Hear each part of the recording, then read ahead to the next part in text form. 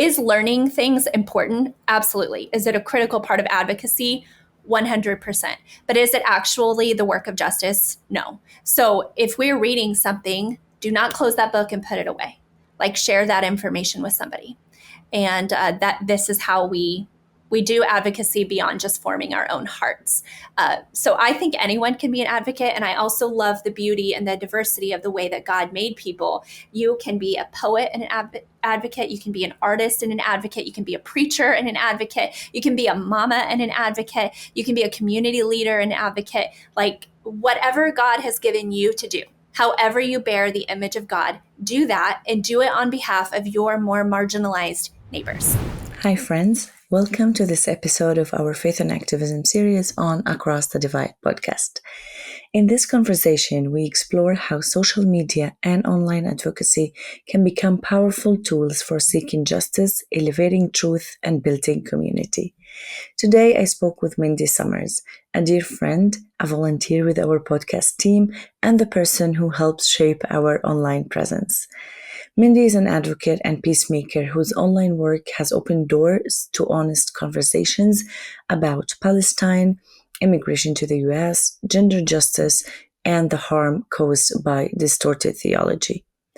In our discussion, we talked about what pushed her to start speaking publicly and how faith shapes her activism, the parallels she sees between different systems of injustice, and what it means to hold space for people's dignity, both online and offline. I leave you now with the episode. Enjoy this meaningful conversation with Mindy Summers. Hi, Mindy. Hi, Abeer. It's so nice to be with you today.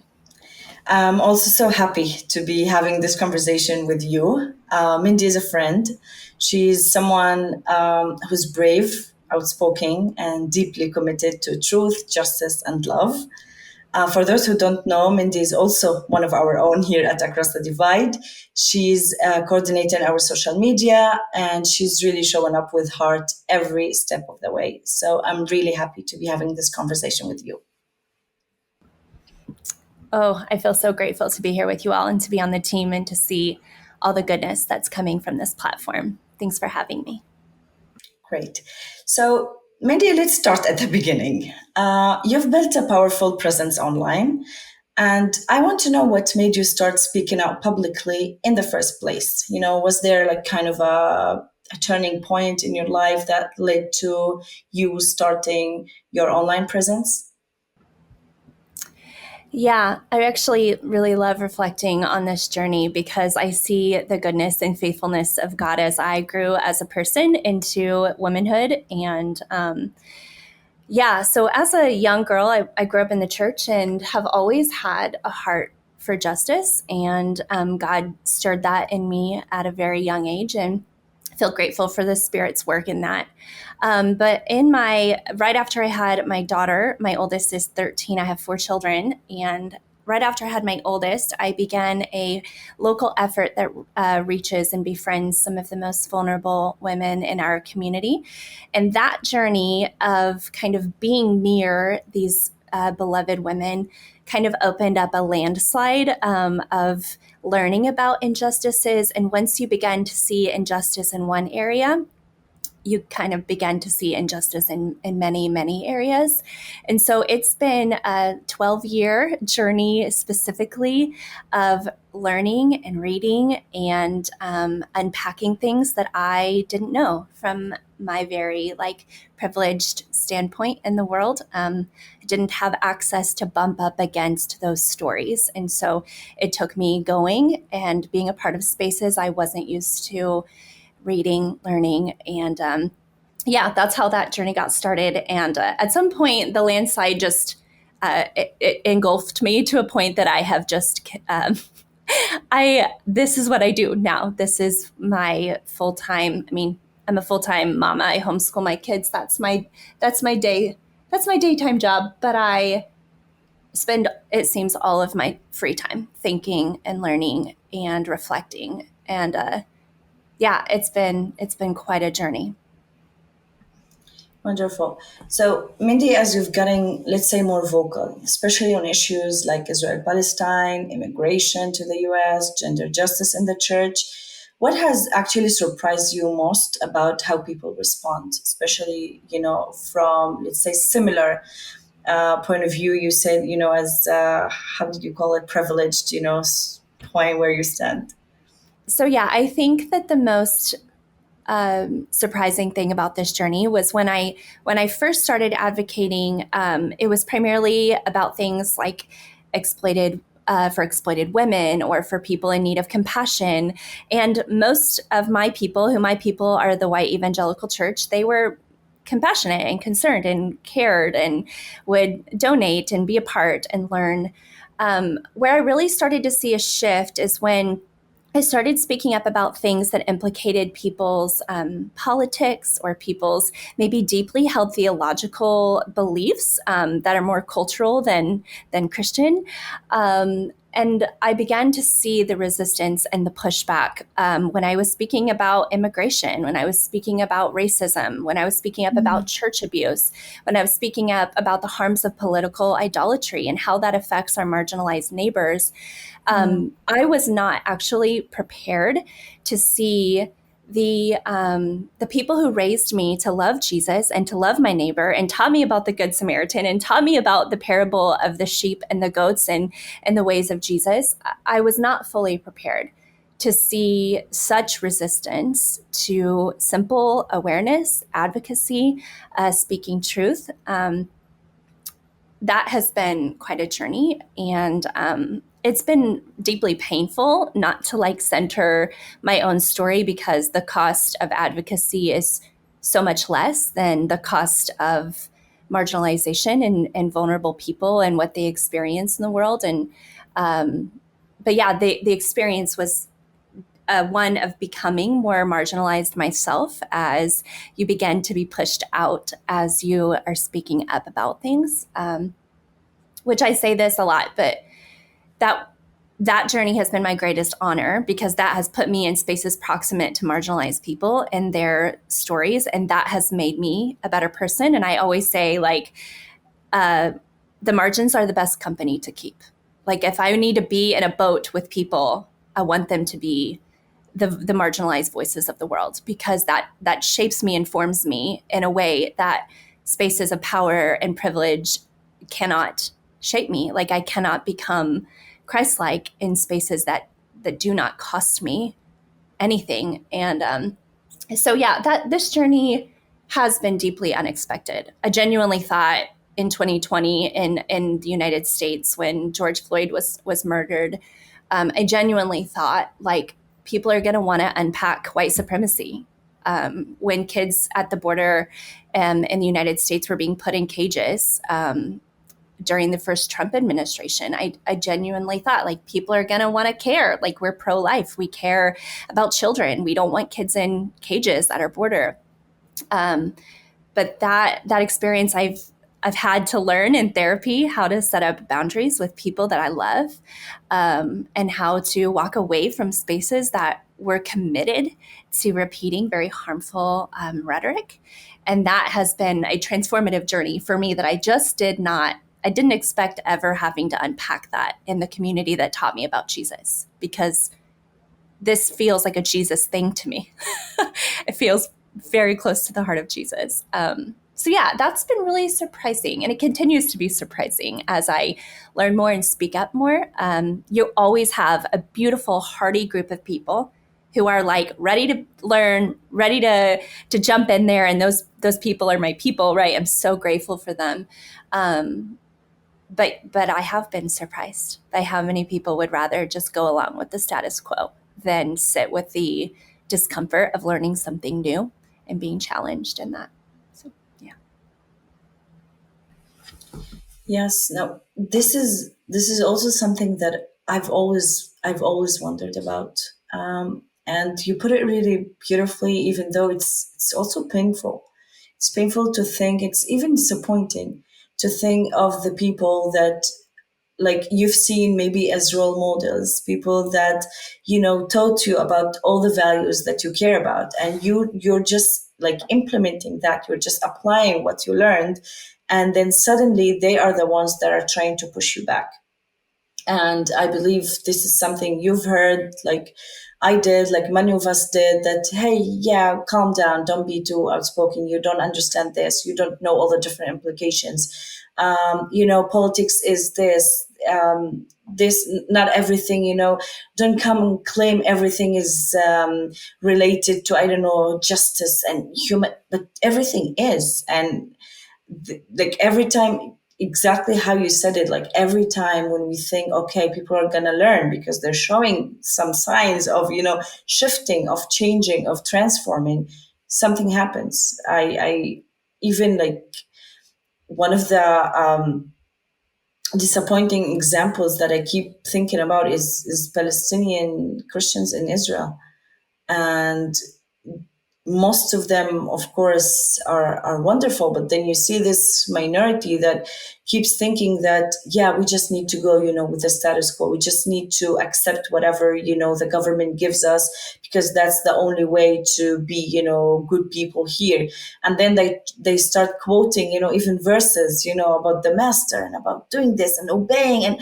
And this is another theological, talk that I'm sure you've also heard some of that. Maybe you can share more. Can share an example, something specific.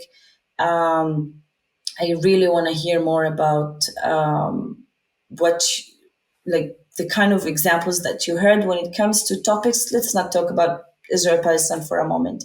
Things that are internal in the U.S. that you think they do touch the people that you talk to. Yes, yes.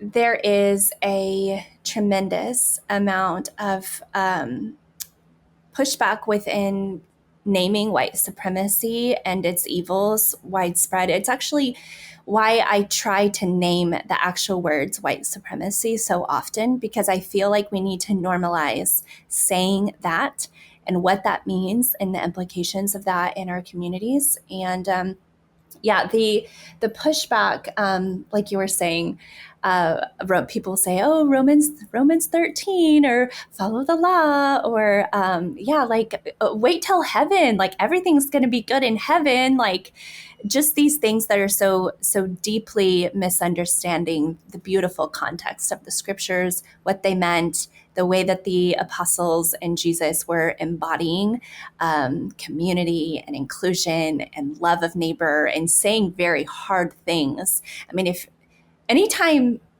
I mean, going back to Israel-Palestine, like I always find it so interesting because when you look at the epistles, when you look at the letters in the last part of the New Testament, all of that, all of it. I know there are other themes, but it's like all about make this table longer. You all need to learn to get along. We need to love our neighbors. We need to bring down the dividing walls of hostility. Like Jesus, the work of the cross made a longer table for people.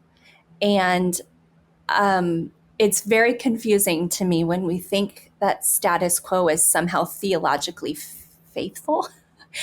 Feels like it is it's a malformation of what it means to follow Jesus. So Mindy, like, you often, name hard truths about the church while still holding on to faith, which is something, it's really encouraging and beautiful. But how do you think you stay, rooted spiritually while also being honest about the harm that the church has caused? Especially around issues like militarism, silence on injustice, distorted theology, everything we've been discussing basically, but also because you're more than just talking about this with your circle and community, you're also doing it online, you're also doing it through social media, and that opens you to a whole, wider crowd, and more people who don't know you personally and what you've been taught and how you were raised and all of these things. So what do you think are like the key points that's been helping you? yeah, um, I am in love with the person of Jesus. Jesus is captivating on every level. And so I have not been able to let go of Jesus, just want to follow Jesus. And so that alone has been sustaining enough for me. The kindness of the Holy Spirit to be present to me during this season, it has been sustaining. I haven't ever felt alone. I felt discouraged. It's been hard, but the Spirit has been faithful to me. And I often refer to the Spirit as she, because I just believe that the Spirit points to so many feminine attributes in the scriptures, and she has been so near to me during this season. But I think what has not let me let go of faith and what has sustained my faith during this season is two things. I believe it's a very faithful response to bring darkness to light. I think that we see that in the scriptures. I think that that is the only way for healing and goodness to come to the world, is when we intentionally bring the darkness to light, or bring light into the darkness. We cannot heal from things that are kept in the dark. And so if we need to discuss them, we need to talk about them, we need to find better ways of having more public conversations that give people words for things that the things that the Spirit's doing in their lives as well. So yeah, I do a lot of writing, of giving words for maybe people who are in a similar position. But the most sustaining thing for me, besides the work of the Spirit, is my Black and brown neighbors and their stories. Their theology, their faith is deeply sustaining to me. I see the image of God in their voices and in their resilience and their samud, and the ways that they choose to embody the love of neighbor and love of enemy. That's the Jesus I want to serve. I joke about this sometimes, but it's actually a deep grief that I think we've modeled our Western Christianity after a white Jesus. My friend calls him Josh. She's like, that white Jesus, we call him Josh, and we laugh about this. No offense to the Joshes. I know some great Joshes out there. But I want to be formed and follow brown Jesus, the Jesus of Palestine, the Jesus of my Black friends, the Jesus of the global South. That theology is beautiful. It's beautiful. And it's more beautiful than the theology that I was formed under originally. And it's keeping, because then once you get in there, you're realizing this theology is beyond save me from hell, send me to heaven, make sure I don't say cuss words, make sure my skirt is long enough, or I go to church every Sunday, these things that I was kind of raised to be Christian. And it actually gives you purpose of what it means to be Christian is to love my neighbor and to embody what it means to be in solidarity with those around me who are experiencing injustice, because the things we do here and now matter for the rest of new creation. When God comes and makes all of this new, the things that we plant and sow and do and work for in the world today, I believe they're going to last. I believe that we are tending the soil for a new creation of when God sets all of this right. And that, to me, is the kind of faith I want to hand my children. That this is not about how good of a person you are as far as you follow the rules, but do you love your neighbor? Do you lift up those that are made in the image of God?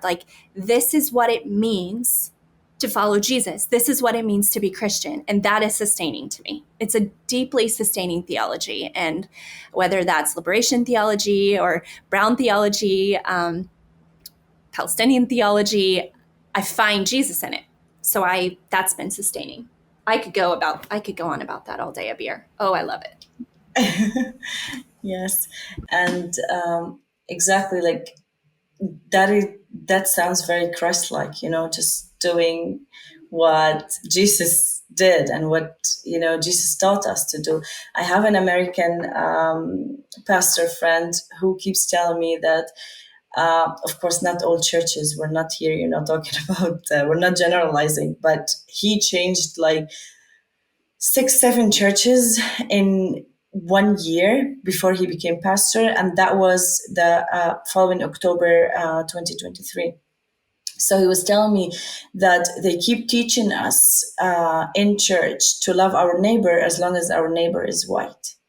Once the neighbor is black or brown or coming from any other, no, that list concerns us, and that is very disturbing. It is very distorted theology that just doesn't make sense, because like he used to to challenge them, like, oh yeah, did Jesus tell us to pick and choose, and just how do you decide, like, where do you draw the line? And that is really very very disappointing. And I do get your point that it does cause grief in our hearts. So Mindy, like, going back again to Israel-Palestine, I know that this has been a big journey for you, especially on social media and way before October 7th, but mainly after. So if you can share a bit about what maybe first made you start questioning what you've been taught, and drew your attention to learn more about what's happening in Israel-Palestine. Also, you've never visited, right? So this is also because most of the people tell me, the first time I visited or the first time I did this, I learned this and that. This was a different experience for you, so I really would like to hear more about it. Yes. Yes, I get to visit you all next May with the Across the Divide delegation trip. So I'm so excited to be with you all, Definitely. and feel so humbled to be there. Um, yes. I think that this experience in particular, Israel-Palestine, has been the most probably formative part of my advocacy journey. There's something about meeting Palestinians, hearing your stories, hearing the actual dynamics of the United States and Palestine, and how we have so much to do with the violence and the ongoing genocide and ethnic cleansing. And it has just like pulled me in. It's pulled me all the way in. And so I grew up in a very dispensationalist home. I was terrified of the rapture my entire young life. I remember like frantically running through grocery stores looking for my mom, because I thought, oh no, the rapture's come and I've been left behind. It was like such a part of my upbringing. And we had Left Behind books everywhere, Tim LaHaye's books. I read the children's versions of them multiple times. We had the movies of them. The rapture and everything Israel was a big part of my upbringing. But into my adulthood, I began to rethink my theology because I was starting to see fruit of the people that I loved and that brought me up that didn't look like Jesus. And so I started thinking, I need to actually rethink a lot of the things that these people who I love, but they've taught me that there's this rotten fruit, and I need to rethink some of my theology here. And one of the first things that I began to rethink was my eschatology, my end times theology. And once I went through that, I was in a much better place of understanding like hope and God's like heart for restoration for people, and just some better thinking, thanks to N.T. Wright and some others who've done some good work there. So I had also so I lead book studies for groups of primarily white women who are wanting to learn more about injustice. And we've done this for 5 years. We just go through a whole book, we take a week off, and we jump into the next book, and we just constantly are learning together. And so we had done a lot of work on conversations around immigration, conversations around indigenous Native American communities and the genocide of those communities in the United States. And so those things, and rethinking my theology, when October 7th happened, and I began to see some things that I just honestly didn't know. Like they were not in my lens. I just didn't know they were going on. which is it's telling of my privilege that I lived in a world where I didn't know much about Palestine until October 7th. Like that's my reality. I knew about all these other levels of injustice, and that was, I think, probably intentionally clouded from my view, from my communities. Like, we don't like to talk about that.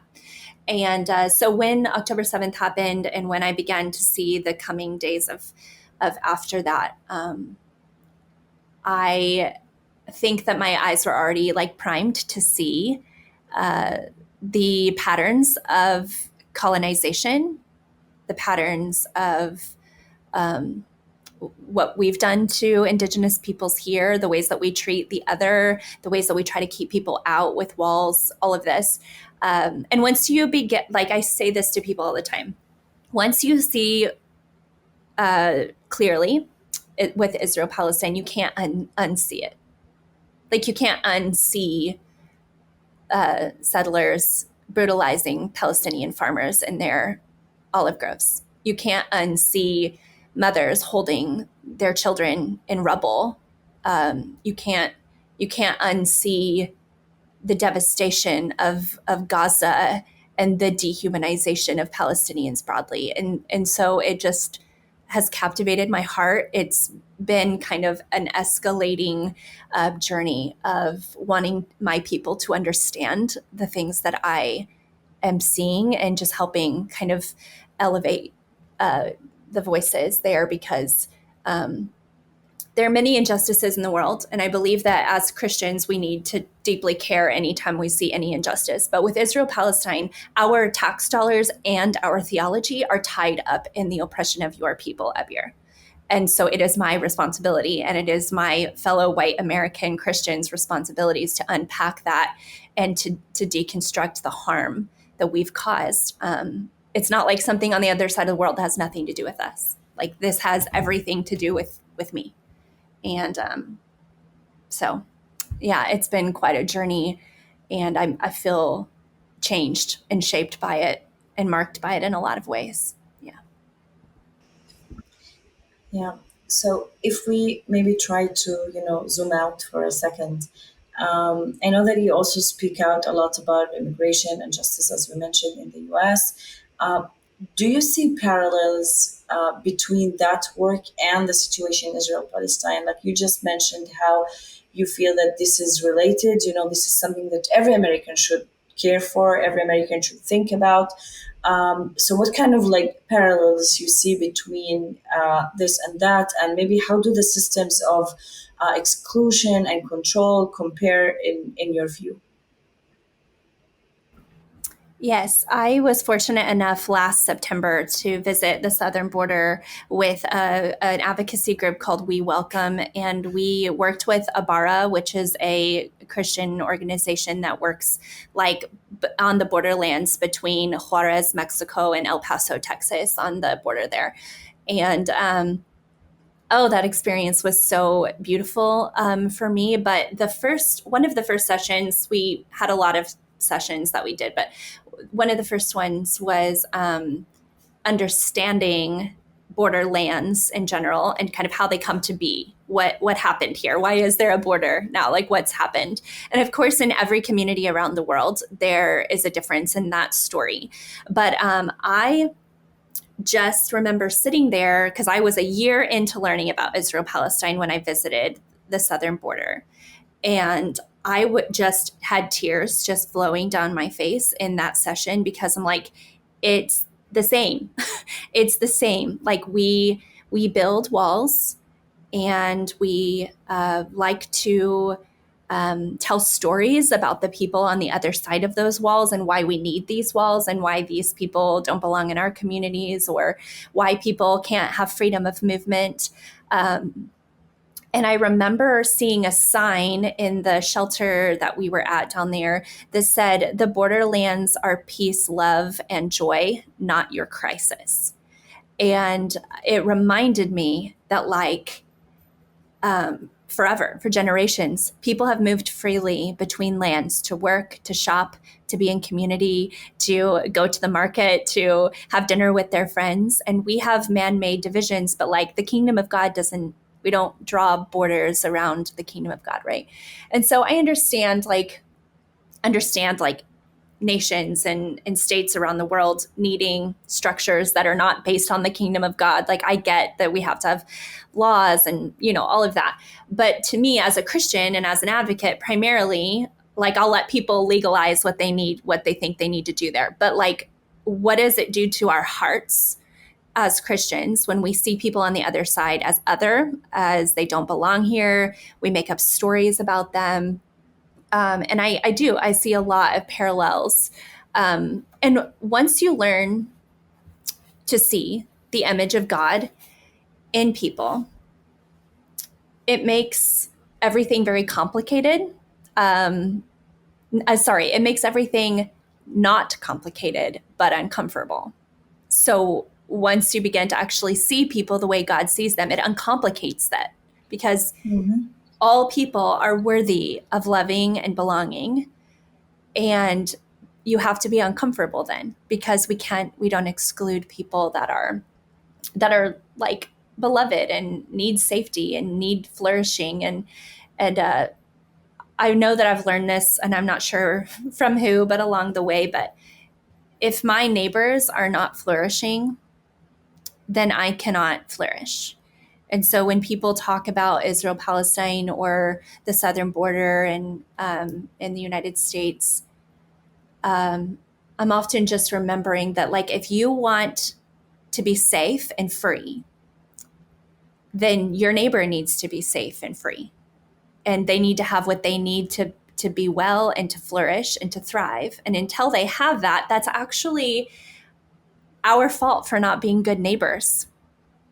So if I live in communities where people don't have what they need, I have to start taking responsibility for that. And so I wonder if in our politics, if instead of sending weapons and building big metal fences and barbed wire and militarizing our police and all of these things, all of that funding, all that effort, if instead we began to invest in education, in food, in housing, in just mindfulness in general, sitting around tables and listening to people, like how we might actually flourish. We might actually begin to work towards something that looks like new creation. But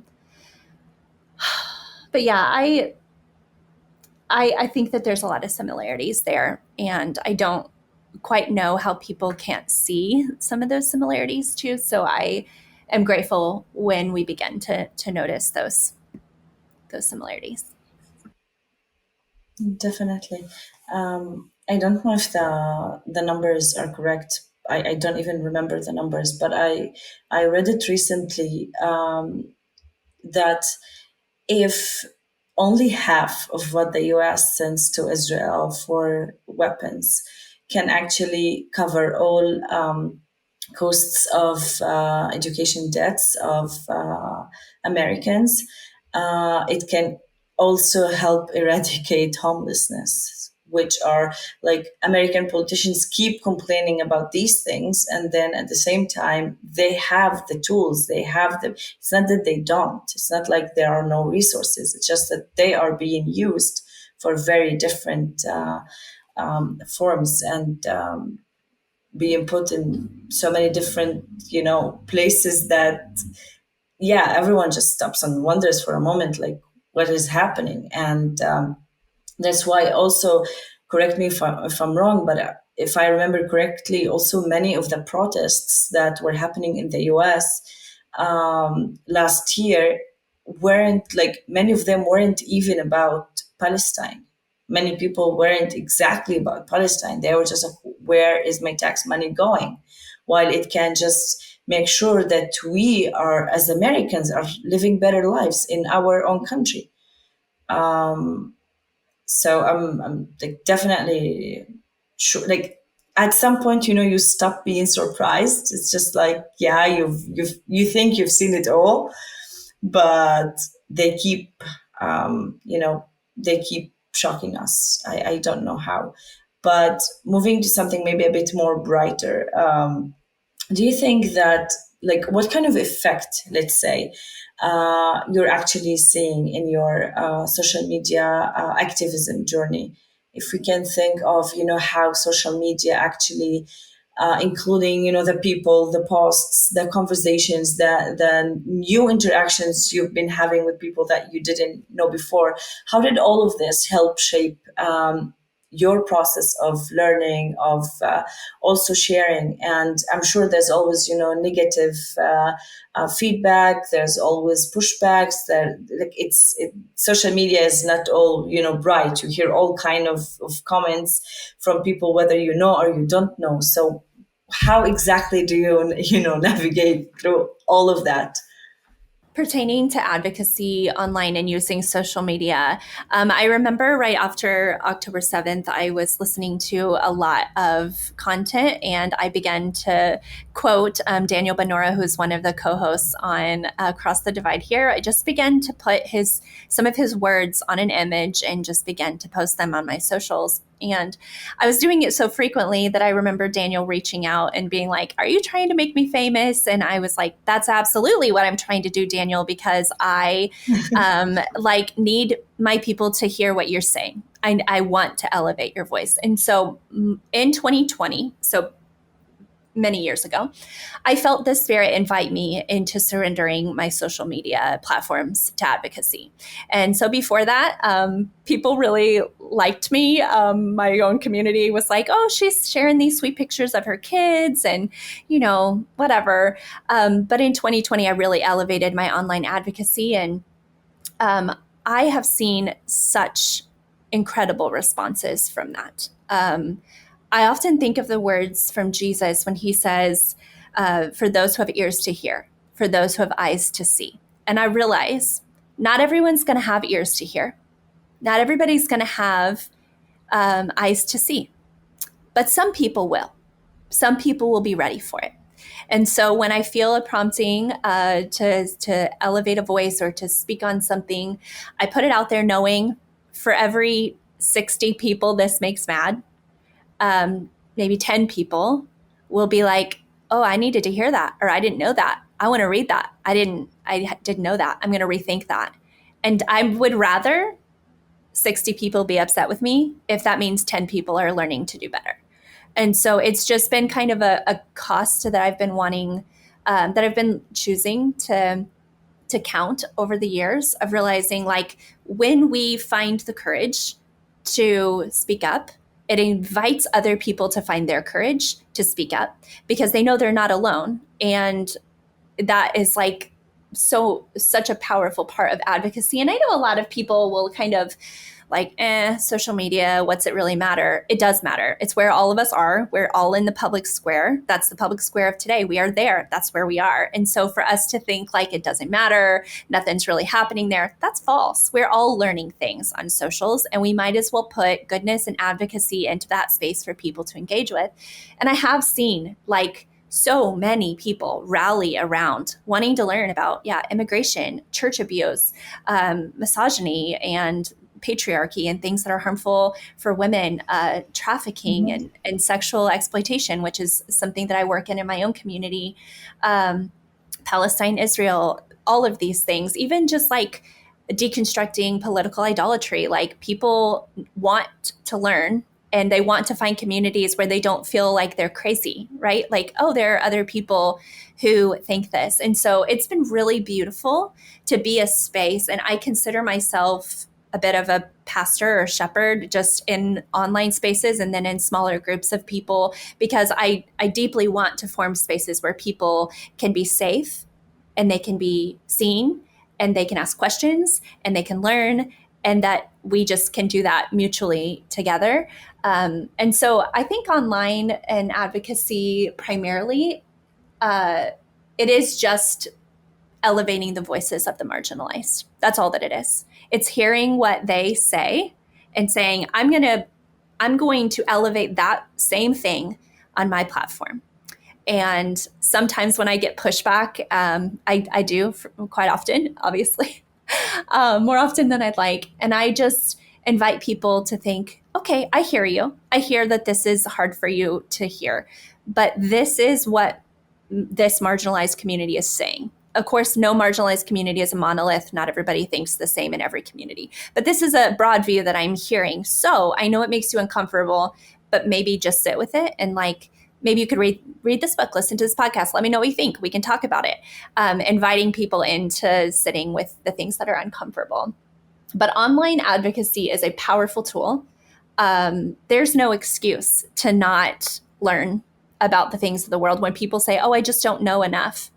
It's like, well, you have the world at your fingertips. You can look up something in the blink of an eye and find some information and begin to learn. And that is such a gift and a privilege in this generation that we're in. Beautiful. I also hear many people saying, my Instagram, for example, has only my friends. And most of my friends, believe the same. So why would I be preaching to the choir? How, like, we also know not everyone is, comfortable with having a public account. But for you, for Mindy, how did it start that you actually started gaining more followers, also people that you don't know from different spaces, and got you to actually, I'm sure that also like your heart would still be doing what you're doing, because I know you. I know that even if you had 10 followers or 10,000 followers, you'll be doing the same. But I'm sure also when it grows, it gives a push. It is something motivating that people are learning, as you're saying, people are getting something. So how did you start that? How did it start working out the way that it is now? For many years, I did advocacy online to crickets. Like it was crickets. Years. It just people didn't want to hear it. So it was either like vitriol from a very angry family member, or it was crickets. Like we are not engaging. So people just started, like they don't want to hear. They're not going to engage. It was crickets, Yeah. and I was like, I just know that this is mine to do. And I have a platform to do it, and I'm going to do it. And so for years it was crickets.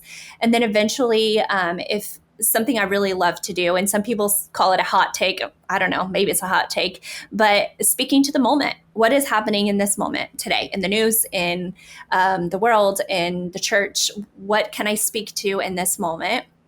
And pray for the grace of God to do that in a mindful way. And when you do that, you give people words for that moment, and people can begin to come in and find like a respite in that space, even though we're talking about really hard things. I've heard from a lot of people that they feel heard, they feel seen. It gives them courage. They feel spurred on. They're learning new things. They were already involved in this advocacy about this thing, but now they're also including Palestine, or now they're also including whatever. Like expand your left, friends. Like, and the way that we do that is by learning, at least in part. That learning is so key to understanding and being mobilized to do something else. So it is. I never really expected the platform that God has given me. It feels humbling.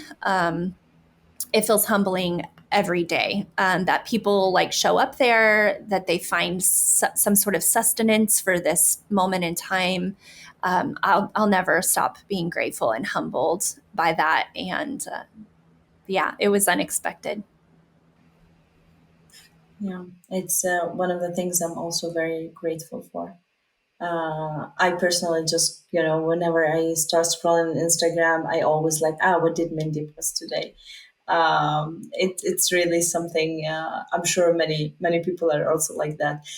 What really, to be honest with you, what really draws also like not attention, but even like my heart, let's say, is that you basically you hold your space for people's dignity, if I can put it that way, and you do it both online and in real life. You talked about forming small groups, being part of that. I also know more about your activism regarding abuse in church spaces, your support to women who come from different and let's say complicated backgrounds.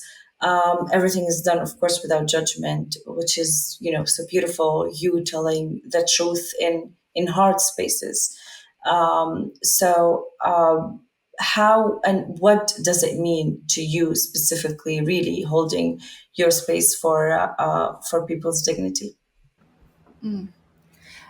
It it is the only way to be um, to be well. I feel like as a human is to hold actual safe space for people without an agenda, without a expectation over their lives or their journeys or who we want them to be, but to allow people to just be and us see the image of God in one another. And I believe that the most restorative, important work goes on in that. And as I've become more, like, let's say, like trauma informed, I've realized, like, okay, I come from spaces where people were kind of your projects, right? Like you had the solution, you had the apologetics to convince them of what they needed to do to fix their life or to get their life right, whatever. And those spaces actually teach you to talk and to say the right things in air quotes, instead of to listen and to show empathy for the human that is across the table from you.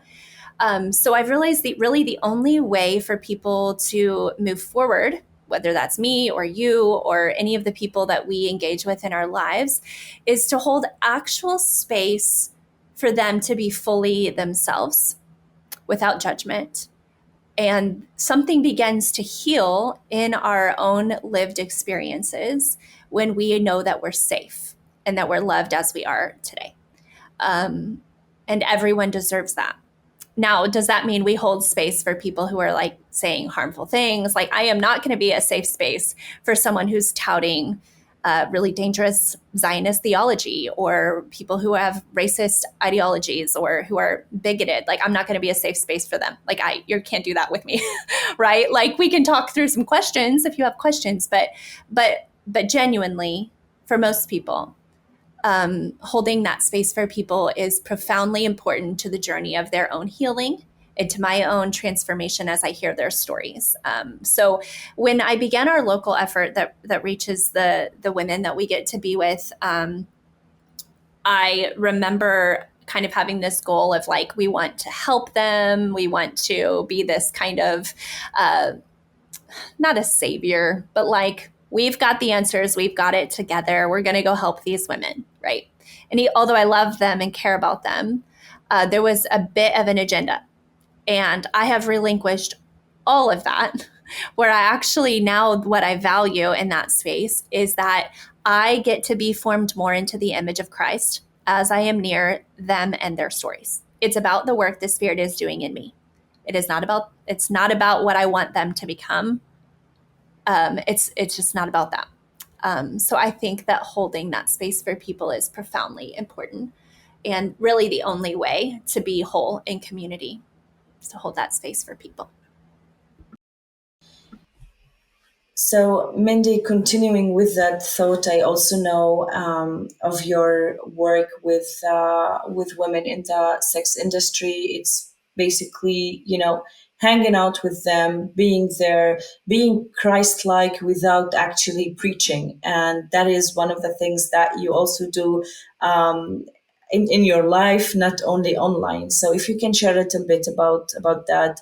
Yeah. So 11 years ago, it was 11 years, the beginning of November, we started showing up to local strip clubs. We live in a very touristy area, and we have 3 local strip clubs. And we just started showing up and befriending the women that are working inside of those walls, knowing many, many women that are in the sex industry are trafficked or coerced to be there, or their childhood abuse has brought them to this place. So it's not a choice, it's a lack of choice that puts women in these situations. And so we began to go and just visit, and we've been going every month for 11 years.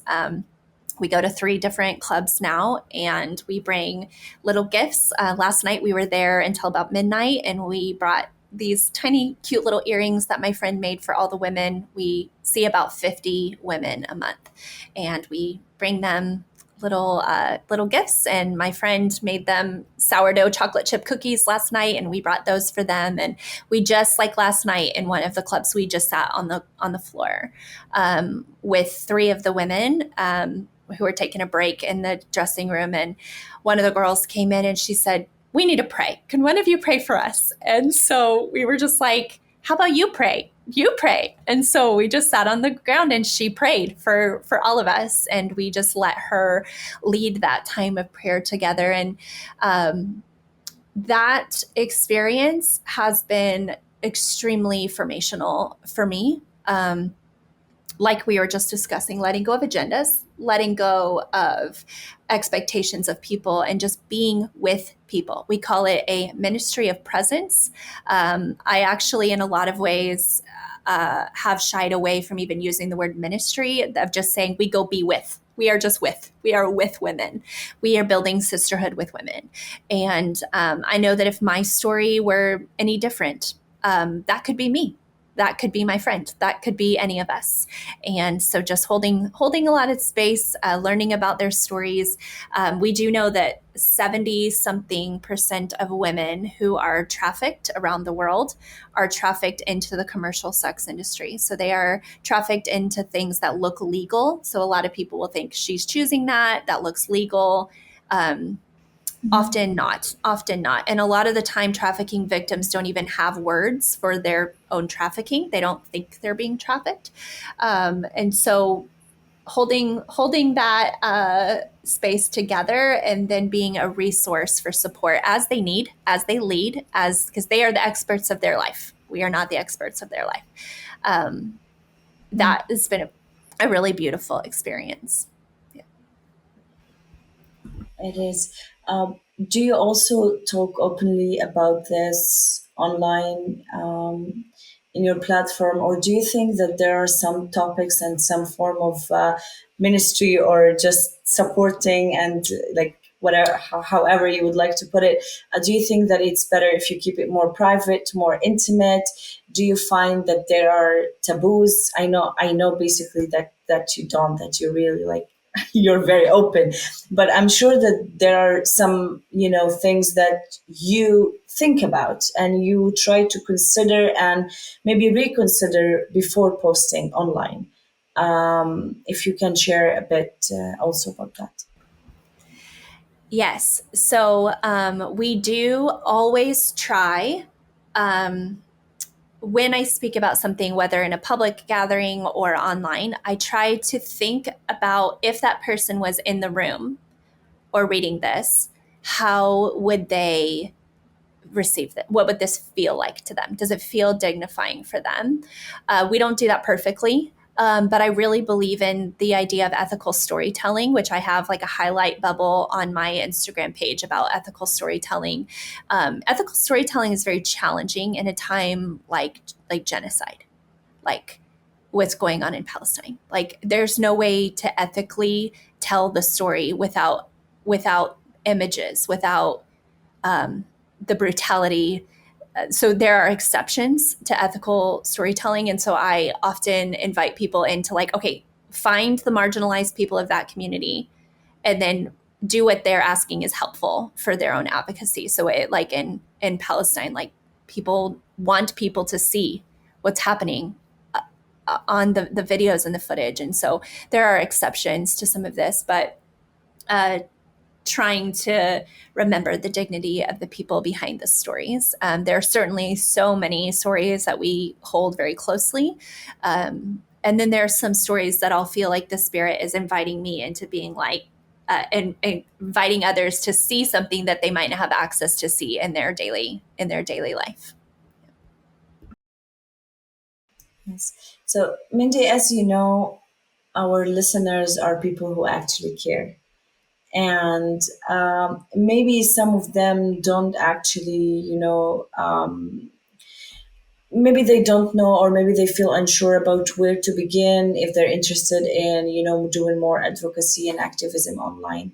So, what would you say to someone, who wants to use their voice online but feels scared, or maybe thinks they're not, qualified enough to speak? Because we all tend to doubt ourselves and think that, oh yeah, many other people are saying this, or that they can say it better, or that, I'm not poetic, or I'm not that, I don't know, maybe my English, I don't know. There are so many different burdens and obstacles that we tend to put to ourselves. So, what would you say to these people? And have you ever, felt like that and still Mm. managed to overcome it?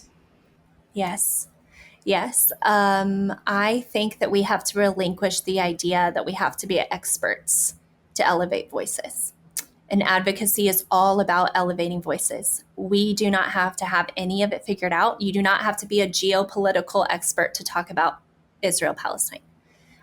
You don't have to be a sociologist to talk about sexual exploitation. We don't have to be an expert in anything to elevate the voices of that community and their needs and the things that they're saying to us. And so I think that if people, one, I think it takes a lot of humility, because especially if you're coming from a place that it's not your own lived experience, like me advocating for women feels like this is me.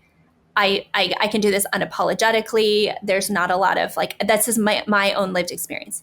But if I'm advocating for other people groups, I am always going to have blind spots. I'm going to have things I missed. I'm going to have things I didn't know that. Oh, yep, I misspoke on that. Oh, I need to use a better word for this here, whatever.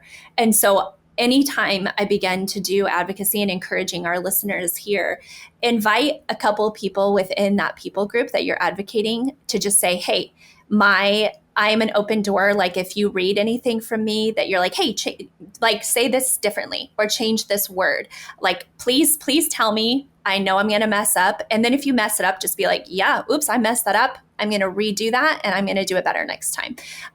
There's no perfect advocacy, and you have to have a lot of grace for yourself as you stumble and as you like learn something new. Like there's nothing wrong about not knowing something. What feels wrong is knowing something and not being willing to be uncomfortable enough to take the risk of speaking that. So I think like the first step in advocacy is just to learn something and to share that thing. That's advocacy. So if you read a book, it is, in my opinion, it is irresponsible to read a book by a marginalized person and to learn things from that book and then to not share that information with somebody. Like this is advocacy. You read it, you share it. You listen to it, you share it. A shameless plug for Across the Divide. Do not just listen to these podcasts. Share them. Share them with somebody. Every single one. Send them to a friend. Post it on social media. Because like, I think like, I was mentioning earlier that I lead book studies that are about injustice. And I have like 4 piles of books right next to me here of just like all these books that we've gone through. And I am like, we are highlighting, we are talking, we are having these formative conversations. But I think sometimes we can absorb information and we can think that that feels like we're doing something. And is learning things important? Absolutely. Is it a critical part of advocacy? 100%. But is it actually the work of justice? No. So if we're reading something, do not close that book and put it away. Like share that information with somebody. And that this is how we do advocacy beyond just forming our own hearts.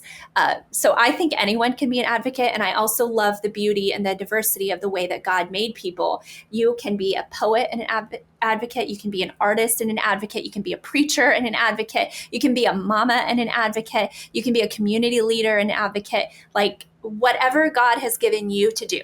However you bear the image of God, do that and do it on behalf of your more marginalized neighbors. Elevate their voices. It is not a faithful way to be Christian, to only be absorbed with our own story, our own families, our own community, and our own prosperity, our own well-being, our own jobs. This is not the life of a Christian. If we're not elevating the voices of people who desperately need justice and flourishing, I dare say, like, this is not the Christian walk. That's not Christian. That's not what it means to follow Jesus. So anybody can be an advocate. learn something, share something, and then admit your mistakes along the way, be open to feedback. And it's a beautiful journey because it makes your table longer and more beautiful. Like you become a deeper, more beautiful person when you include more voices at your table. So, yeah. Well, Mindy, I really thank you for your courage and clarity. I really think this is a great message to finish this episode with. It's also very encouraging for people.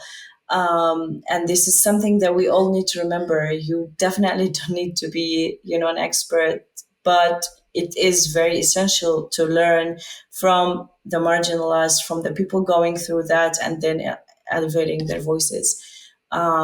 This is really important. I think, Mindy, that this conversation really inspired me. I'm sure it's going to inspire others, to show up online, to show up in person as well, to, be there with honesty, with compassion, with the conviction that you model every day through your platform. So thank you very much. If there's anything else that you would like to share, please feel free to do so. One more thought. The only way to do faithful advocacy is to follow the leadership of the margins. So they are the experts of their lives and their story. We don't need to formulate the answers for them, what we think they need. We follow their lead, which is incredibly important within whiteness, especially. We like to lead everything, and relinquishing that like power and control and taking a back seat and letting them drive, and you're yelling out what they are saying as you're going along. That is so key. And Abeer, thank you for your kind words. I couldn't possibly tell you, and Daniel and Jen and Salim, how grateful I am to be on this team with you all, to work within this space with you all, to elevate your voices. I believe this podcast has had dynamic reach and impact and is literally changing the world and creating justice. And I know that all of your hearts ache on a daily basis, and that you all get up and decide to love your neighbor, to love your enemies, and to help the world see glimpses of things they don't know. It is world changing. It's world changing, and it's changed my life. It's changed my world, and I feel grateful to be here with you all. Thank you, Mindy. We're also very grateful to have you. You know how much we appreciate you. You're really one of the most amazing people that I've got to know through this podcast and through online presence. So thank you very much. And I'm sure we'll have future conversations soon in the podcast, as Mindy has a lot to share. But this was really very encouraging and inspiring. So thank you very much. Thank you, friend. Did you like this episode? If so, make sure to follow Across the Divide and share it with friends and family.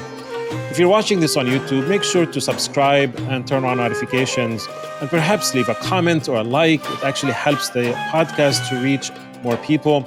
To support our work, to get exclusive content, perhaps to join our book club, head over to patreon.com/acrossthedivide.